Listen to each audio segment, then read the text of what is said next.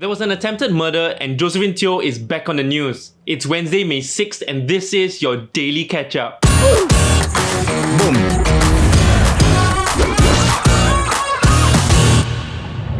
A 61-year-old man was arrested for attempted murder after he allegedly stabbed an NParks officer in the chest when he was approached for cutting some plants illegally. What? That escalated quickly. He then fled the scene on his bicycle and got caught by the police within 90 minutes of the incident. According to the Straits Times, in addition to his possession of offensive weapons, the man will also be investigated for breaching safe distancing measures. So this man will probably already go to jail for attempted murder and the police still cannot let go of safe distancing measures. Before I pass the sentence for attempted murder, is there anything the prosecutor would like to add? Yes, Your Honour, the assailant was also not wearing a mask. Jokes aside, the enforcement officer is now receiving treatment and we wish him a speedy recovery.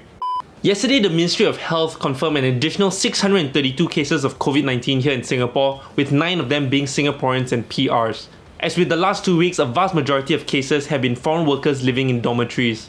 Speaking of foreign workers, in Parliament on Monday, Minister Josephine Teo was asked by NMP Anthea Ong as to whether the government will consider apologising to foreign workers for the dismal conditions they are currently in. To which he responded that the government has not come across one single migrant worker himself that has demanded an apology. Obviously, can you imagine how strange it would be during one of our minister visits, the migrant workers be like, hey, say sorry leh. Maybe Minister Josephine Teo should have just cut her off early with a thank you Anthea.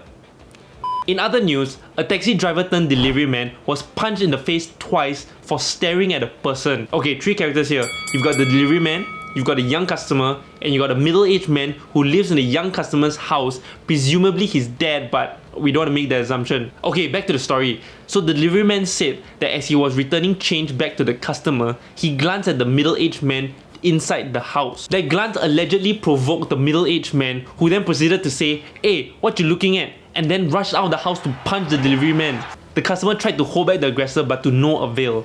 The delivery man had enough time to return the change before he was punched for a second time. To which he then made a great escape by taking the stairs and then the lift to the first floor.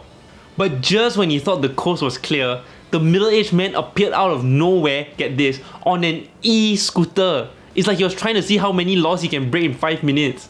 I bet he wasn't even wearing a mask.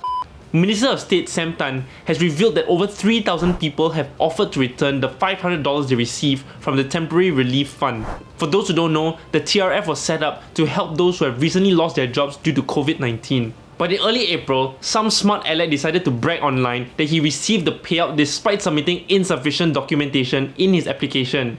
It's not hard to imagine that some people have also done the same and received the payout. So when Law Minister Shanmugam stated that those found abusing the relief fund will get punished, many have come forward to return the money, stating reasons such as submit wrong info or don't need it anymore, or so they claim lah.